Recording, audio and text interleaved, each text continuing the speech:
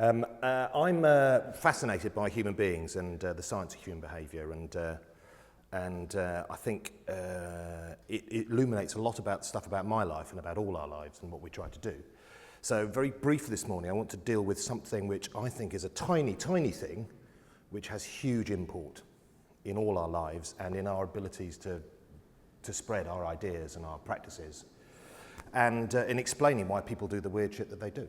And that little thing is so countercultural to us in the creative community that I started with Oscar here. So this is Oscar Wilde, championing originality, disdainfully saying most lives are quotations in the lives of others. Copying, by contrast, turns out to be the most important thing for the success of our species. Just the most important thing. And for the spread of culture. Without copying, you don't get culture. And copying is what I'd like to talk a little bit about.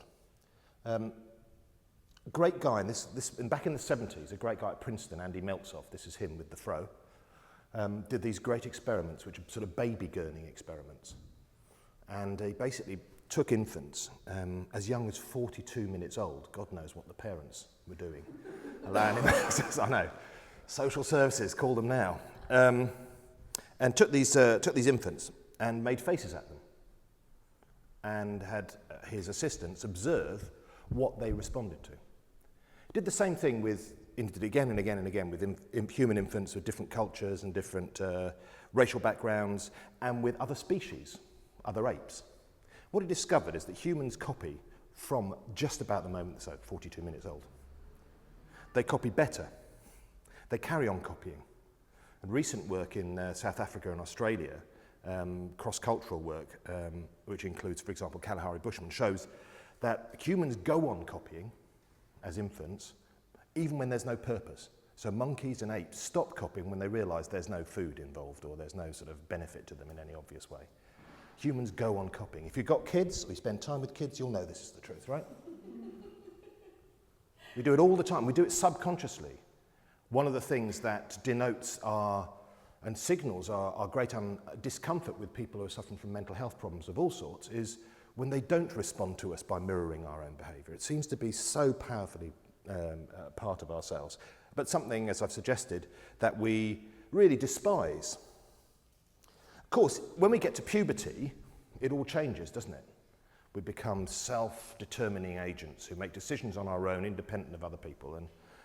And 21 years ago, this movie came out. And you'll remember the Meg Ryan fake orgasm scene and all those strange noises she makes banging her head on the table. And after she's finished all that routine, the woman at the next table, who happens to be the director's mother, weirdly, this is Estelle Reiner, she turns to the waiter and says, what? I'll have what she's having. And that seems to me to be a really good motto for our species. I'll have what she's having. Not just when we're kids, not just when we're adolescents, not just when we're weak or stupid. We do it in all kinds of circumstances. We learn from other people all of the time what to do. It turns out it's the means by which we learn more things than other species can do. So, for example, technologies have advanced through human populations over the centuries through copying, people seeing what other people are doing. It's quite clear that tractors spread across the US in the famous study in the 19th century. In the 20th century, tractors spread across the US through farmers copying other farmers. If you want people to pick up for an idea to spread through populations, you have to allow people to see something in order for it to spread further. Amazon builds this in. 16 features in every Amazon product page, allowing your data to go to other people and back. So the idea we have that culture tells us that we're so independent is really interesting. All kinds of things spread. The names we give our children, the fashions we wear, the music we listen to, where we live, whether we choose to live or die. Great book, 100 years old now, on suicide by Emil Durkheim, shows that suicide spreads through populations by people copying each other, etc., etc. And even some of the big challenges of the age, like obesity. And this is taken from the work of Nick Christakis and James Fowler, two American medical researchers. They reviewed 32 years of data from one Framingham, Massachusetts, one small town, each of the individual patient files had not only the health indicators over that period, but also had the social indicators, how many friends and relatives they had, how often they interacted with them, who those people were, so they could reconstruct the network. And what it demonstrated is that, one, the primary means of transmission of obesity through a population, this population in particular, is people following what other people are doing in terms of exercise, what they eat, where they eat, how often, da-da-da-da. All of that stuff seems to be people copying each other. You all stand up and we'll do a thing together to illustrate that. No trust, no need for that. Okay. In a line, one line facing that way. And would you mind going to the back and do, you've got the brief there. Okay, so here, the point is you're going to get tapped on the shoulder by somebody, probably the person behind you, not sure. Just turn around, watch what you see, and then without saying anything, turn around and tap the person in front of you on the shoulder and show. So it's a sort of show, watch, show, tell kind of thing. Everyone got that? Yeah? Right, let's go. Okay.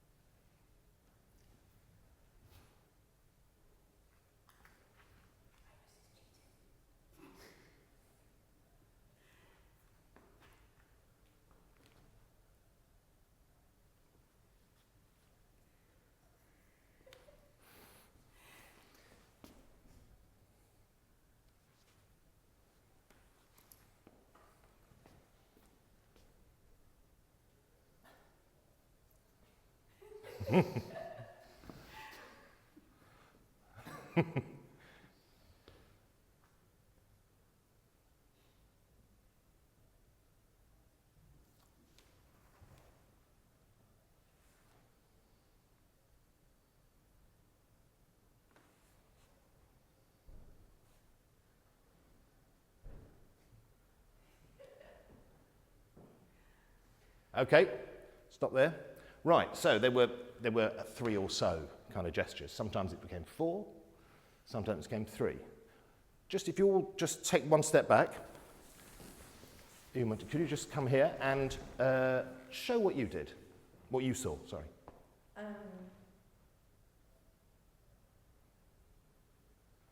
Okay. Okay. So how do we feel? You know, you invented this little set. How do you feel there?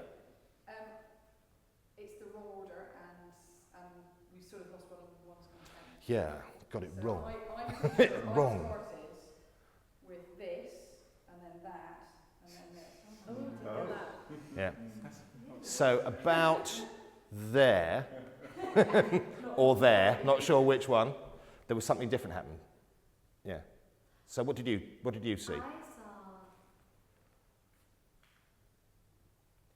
And Okay. while I was doing, he turned around. Okay.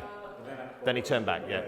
Okay. I missed it. Okay. This made it quite far. I got ears and nose in the other order. But I the order nose and changed. ears. Yeah. But I also did a slightly naughty thing.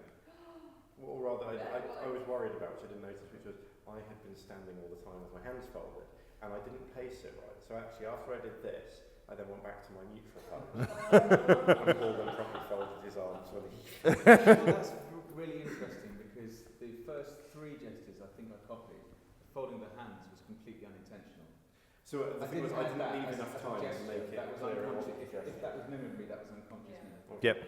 I was worried that... And then I almost passed on a naughty, unconscious thing, which I thought might happen, which is I sighed before I started.